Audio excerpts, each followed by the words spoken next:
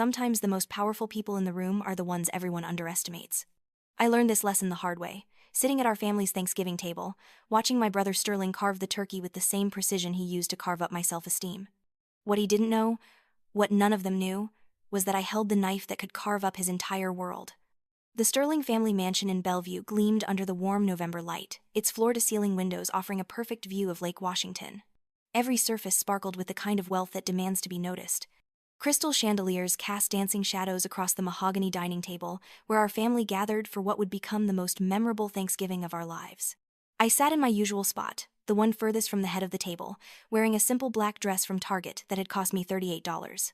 Across from me, Sterling adjusted his Hermes tie and checked his Patek Philippe watch for the third time in 10 minutes. His wife Victoria, draped in what I recognized as a new Chanel suit, was showing off her latest tennis bracelet to my cousin Tiffany, whose own designer ensemble probably cost more than my monthly rent. Uncle Richard, my father's younger brother, dominated the conversation with tales of his latest real estate acquisitions, while my mother sat quietly at Sterling's right hand, nodding along to everything he said with the desperate enthusiasm of someone trying to stay relevant in her own family. The first cut came before we'd even finished saying grace. "So, Emma," Sterling began, using my old name with that particular tone that made it sound like something distasteful, "still saving the world one underprivileged kid at a time?" I continued cutting my turkey, keeping my voice level. "The Bright Futures Initiative is doing important work. We've helped over 200 kids get college scholarships this year." "How noble," Victoria chimed in, her voice dripping with false sweetness. "Though I suppose someone has to do the grunt work while the rest of us handle serious business." Sterling leaned back in his chair, his chest puffing out like a peacock displaying its feathers. "Speaking of serious business, I have an announcement. Sterling Dynamics is officially going public. We're looking at a valuation of over $200 million. The table erupted in congratulations and excited chatter. Uncle Richard raised his wine glass, Tiffany squealed with delight, and my mother actually clapped her hands together like a child at Christmas. $200 million. Sterling repeated, savoring the words. Not bad for someone who started with nothing but vision and determination. I took a sip of water, watching him over the rim of my glass. Vision and determination. If only he knew. "Of course," Sterling continued, his gaze settling on me like a predator sizing up wounded prey. "This means I'll need to be more careful about the company's image, more selective about associations." My fork paused midway to my mouth. "Associations?" "Well, I was going to offer you a position in our mailroom, $35,000 a year, good benefits. But now, with the IPO coming up," he shrugged eloquently, "board members need to see that we're a serious company, that we surround ourselves with serious people." The silence stretched between us like a taut wire. I could feel everyone's eyes on me, waiting for my reaction, expecting me to be grateful for his consideration, devastated by his withdrawal of it. "I see," I said quietly. "Oh, Sterling," my mother interjected, her voice thin with embarrassment. "Surely Emma could." "Mom, it's fine," I cut her off gently. "I have a job I love." Tiffany laughed, the sound sharp and cutting. "Love doesn't pay the bills, does it? Though I suppose when you're making, what, $32,000 a year? Every little bit helps." "Exactly my point," Uncle Richard boomed, pointing his fork at me like a weapon. "This is what happens when you drop out of Stanford's MBA program. I told you then, and I'll tell you now, you'll never amount to anything significant without proper credentials and connections." "Richard's right," Sterling nodded sagely. "You had every opportunity, Emma. Full ride to Stanford, connections in the family business, a clear path to success. But you chose to throw it all away for what? To help poor kids fill out college applications?" I set down my fork and looked around the table. These people, my family, sitting in judgment of my choices while wearing clothes that cost more than most people's cars, in a house that could shelter 50 families, eating food prepared by a chef who earned more in a month than I supposedly made in 3. "The work I do matters," I said quietly. "Does it? Though?" Sterling leaned forward, his voice taking on that patronizing tone he'd perfected over the years. "Really, truly matters? Because from where I'm sitting, it looks like you're just playing house with other people's problems while the real world passes you by." "Sterling," my mother whispered, "that's enough." "No, Mom, she needs to hear this." Sterling's eyes never left my face. "Emma, you're 31 years old. You live in a studio apartment, you drive a car that's older than some of the kids you're supposedly helping, and you make less money than most teenagers earn at summer jobs. This isn't noble. This is failure." The words hit their mark, just as he intended.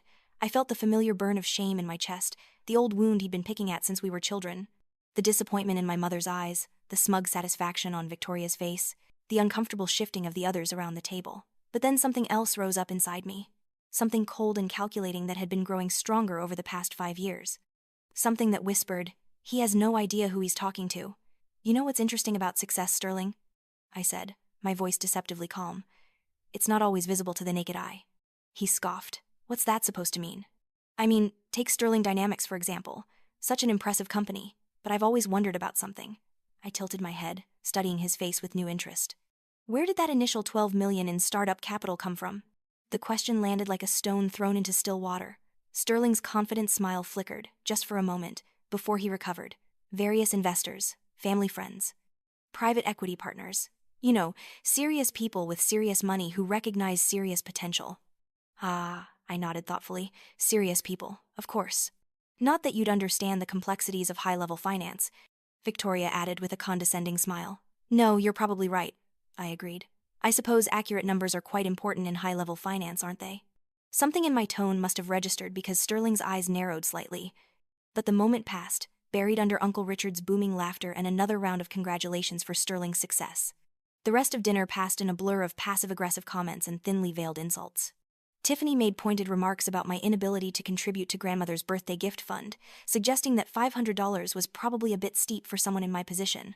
Uncle Richard regaled us with more stories about the importance of thinking big and having vision, with meaningful glances in my direction. Through it all, I sat quietly, cutting my food into precise pieces, nodding at appropriate intervals, and watching the people who shared my DNA tear apart everything I'd built my life around. By the time dessert arrived, I had made my decision. I returned to my studio apartment in Capitol Hill as the sun was setting, casting long shadows across the hardwood floors that I'd actually paid for in cash 3 years ago. The space was small but carefully chosen, with exposed brick walls and large windows that flooded the room with natural light. It was the kind of place that looked modest from the outside but revealed its quality in the details. The high-end appliances hidden behind understated cabinets, the original artwork from local artists, the custom-built bookshelves that held first editions alongside well-worn paperbacks. I kicked off my modest heels and reached for the laptop hidden beneath my bed. Not the beat-up Dell I used for work at Bright Futures, but a military-grade encrypted machine that most Fortune 500 CEOs would envy. My fingers flew across the keys as I logged into the secure communication system that connected me to my real life. The message I typed was simple. Please schedule a call with our Goldman Sachs relationship manager regarding Sterling Dynamics. I need to discuss some changes to our investment strategy. The reply came back within minutes, even on a holiday. Conference call arranged for 9 a.m. tomorrow with Jonathan Marshall. Shall I prepare the full Sterling Dynamics portfolio review? Yes, I typed back. All of it. I closed the laptop and walked to my window, looking out at the Seattle skyline twinkling in the distance. Somewhere out there, Sterling was probably celebrating his successful humiliation of his little sister, completely unaware that the empire he was so proud of was built entirely on quicksand. And I was about to remove the foundation. The next morning, I met Jonathan Marshall at a small coffee shop in Pioneer Square, the kind of place that looked unremarkable from the outside but served coffee that cost $12 a cup. Jonathan was exactly what you'd expect from a Goldman Sachs private wealth manager, impeccably dressed, perfectly groomed, and carrying a briefcase that probably cost more than most people's monthly salary. Miss Sterling, he greeted me with the kind of respect that only serious money can buy. Thank you for meeting on such short notice. Of course. I settled into the corner booth, noting how the barista subtly redirected other customers away from our section. The benefits of being a private banking client. I need to understand exactly what would happen if Summit Capital divested completely from Sterling Dynamics. Jonathan opened his briefcase and extracted a thick folder. As you know, Summit Capital currently holds $94 million in Sterling Dynamics equity, representing 67% of the company's total capitalization. Your position makes you, in effect, the controlling stakeholder. I nodded, though hearing the numbers out loud still gave me a small thrill. And if we liquidated that position? It would be catastrophic for Sterling Dynamics, Jonathan said without hesitation. The company is over-leveraged against lines of credit that we've secured for them. Without Summit Capital's backing, they would face immediate liquidity crisis. Their debt service alone would consume more than their monthly revenue. Timeline? They have a major payment due December 15th. Without our support, they would default within 30 days. The IPO would be cancelled, and Mr. Sterling would face personal bankruptcy. Jonathan paused, then leaned forward slightly. There's something else you should know.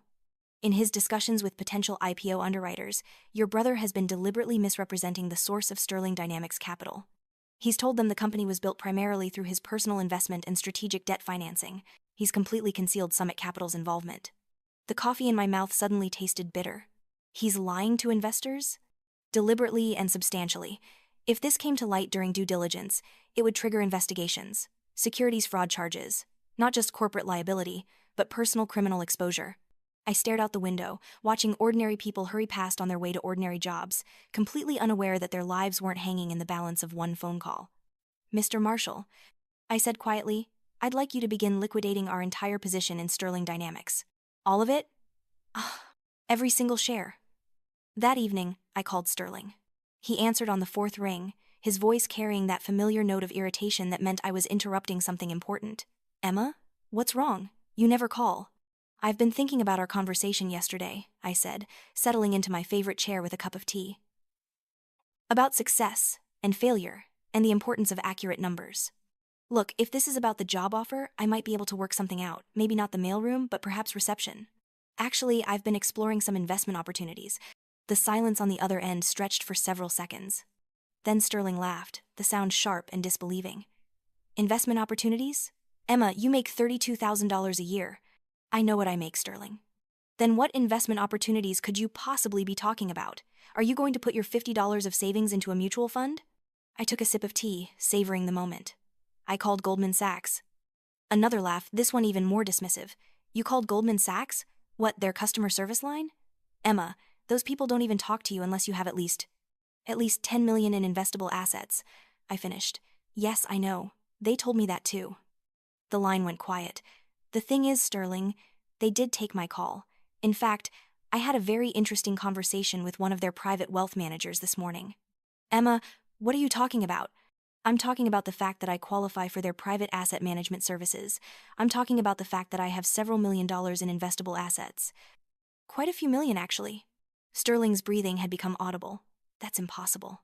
I'm also talking about some changes I've decided to make to my investment strategy. Specifically, I've decided to liquidate my position in Sterling Dynamics. Emma, I don't understand what game you're playing, but I'm not playing a game, Sterling. My voice was steady, conversational, as if I were discussing the weather. I'm Summit Capital. I'm your anonymous investor. I'm the source of the $94 million you used to build your manufacturing empire. The silence that followed was so complete I thought the call had dropped. That's impossible, Sterling whispered. Is it? Let me tell you a little story about a young woman who dropped out of Stanford Business School because she'd already learned everything she needed to know. A young woman who spent the last 10 years quietly buying up distressed manufacturing assets, turning them around, and building a portfolio worth more than most people see in a lifetime. I stood up and walked to my window, looking out at the city lights. 5 years ago, when you approached my shell companies for financing, I saw potential. I saw a brother who might finally become someone worth respecting. I invested in Sterling Dynamics because I believed in you, Sterling. Despite everything, I believed in you. Emma, if this is true. Oh, it's true. You can verify it with Jonathan Marshall at Goldman Sachs. He has all the documentation. Sterling's voice cracked. Why didn't you tell me? Because I wanted to see who you really were when you thought I had nothing to offer. I wanted to see if the success would change you, make you kinder, make you someone who might finally see value in the work I do, in the person I am. I paused, letting the weight of that settle. Instead, you used my money to build a platform for humiliating me. You used my investment to fund your contempt for everything I care about. Yesterday, when you told me I'd never amount to anything significant, you were talking to the person who made your success possible. Emma, please, I didn't know. If I had known? If you had known I was rich, would it have changed how you treated me? The question hung in the air like a blade. Answer me, Sterling. If you had known I had money, would you have been kinder to me at dinner yesterday? The silence stretched so long I thought he might not answer at all. That's what I thought, I said softly. Emma, please, don't do this. The company, all those jobs, the IPO. Here's what's going to happen, Sterling. You're going to call a family meeting.